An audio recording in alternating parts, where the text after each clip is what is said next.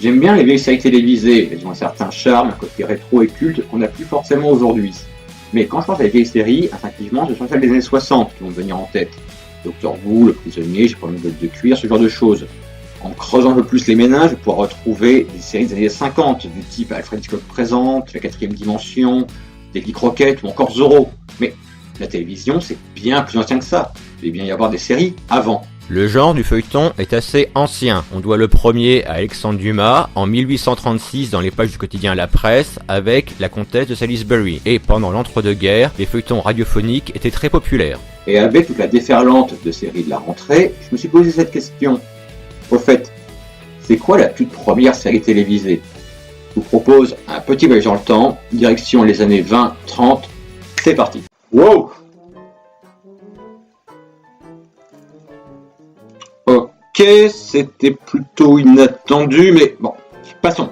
Revenons sur un petit historique de la création des chaînes de télévision. Si on met de côté toutes les phases expérimentales dans les années 20, la première chaîne de télé a diffusé des programmes de manière régulière sur la BBC à partir du 22 août 1932, chaîne qui deviendra nationale à partir de 1936. C'est par ailleurs la BBC qui avait diffusé la première fiction sur un téléviseur, The Man with a Flower in His Mouth, le 14 juillet 1930 à la résidence du Premier ministre britannique Ramsay MacDonald. Attention, on pense que c'est la première fiction parce que c'est passé sur le BBC, mais faut pas oublier les chaînes expérimentales. Oui, bon, effectivement, d'accord. En septembre 1928, la chaîne new-yorkaise W2XB diffusera le tout premier drama destiné à la télévision, The Queen Messenger, de J. Harley Miners, dans lequel, après un bal masqué à Berlin, un diplomate britannique va en rendez-vous avec une mystérieuse femme qui cherche à récupérer des documents secrets en sa possession. La France lancera sa première chaîne de télévision nationale le 16 février 1935, Radio PTT Vision. Le Japon en 1939 et aux États-Unis, plusieurs petites chaînes locales deviendront nationales, avec en 1941 WCBS TV qui deviendra CBS, WNBC qui deviendra NBC en 1945. Deux autres grands networks américains verront le jour dans les années 40, ABC en 1944 et Dumont Télévision en 1946.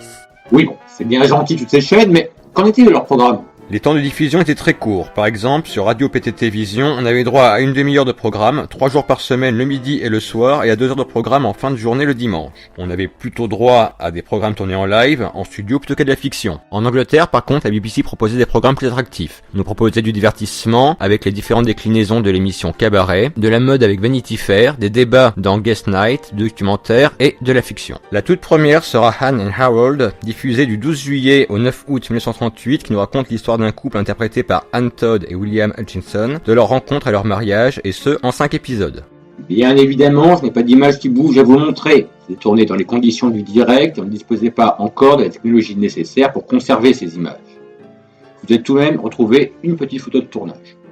La première série à connaître plusieurs saisons, on la devra également à la BBC avec Telecrime, lancée le 10 août 1938. Il s'agit d'une suite d'histoires policières, indépendantes, écrites principalement par Milestone Horton, et qui prennent la forme d'un wooden hit. 2 épisodes seront diffusés en 1938, 3 en 1939, et la guerre arrivant, l'émission s'arrêtera, fatalement, mais reprendra en octobre 1946 avec une nouvelle saison de 12 épisodes. Pour le moment, on s'est surtout intéressé aux chaînes nationales ayant une programmation régulière. Mais avant ça, il y avait des chaînes expérimentales. Avant, on avait eu droit à des programmes expérimentaux. Ainsi, en juillet 1931 à New York, la Columbia va lancer la chaîne expérimentale W2XAB, qui deviendra en 1941 WCBS TV. Le 27 août 1931, il lance The Television Ghost. Nous y retrouvons George Keating, enveloppé d'un drap blanc, la figure peinte en blanche qui vient de raconter des histoires de meurtre, mais décrites par le fantôme de la victime. La série durera jusqu'en 1933, et on pense qu'il s'agit de la toute première fiction écrite spécifiquement pour la télévision. Enfin, même si elle sera rediffusée à la radio sur des chaînes locales new-yorkaises telles que W2XE ou WABC. Les séries commenceront à fleurir aux États-Unis à partir de la fin des années 40. Sur CBS, nous aurons droit à Westinghouse Studio One en 1948, sur NBC Kraft Television Theatre en 1947, Barney Blake Police Reporter et Philco Television Playhouse en 1948, et les soaps One Man's Family et There's My Children en 1949. Sur ABC, on peut regarder The Lone Ranger et Stand By for Crime à partir de 1949. Mais la reine des séries dans les 40 reste Dumont Television Network qui disparaîtra en 1956. Je vais pas toutes les citer Ici, on retiendra principalement Faraway Hill, le premier soap opéra de la télévision, et Captain Video, la première série de science-fiction. Quant à la France, la première série diffusée sera Agence Nostradamus sur RTF Télévision qui débutera le 9 octobre 1950. Cette série, disponible sur le site de l'INA, met en scène des enquêtes policières liées au monde de l'astrologie. Oh, les pilotes reviews auraient été tellement plus simples à l'époque. Enfin bref, cette émission est terminée. Je vous remercie de m'avoir suivi dans ce petit voyage dans le temps et remercie officiellement The Television Ghost, Anne and Harold et Telecrime d'avoir fait figure de pionnière dans le monde télévisuel. Je vous donne rendez-vous très vite pour une nouvelle émission. Bonjour chez vous.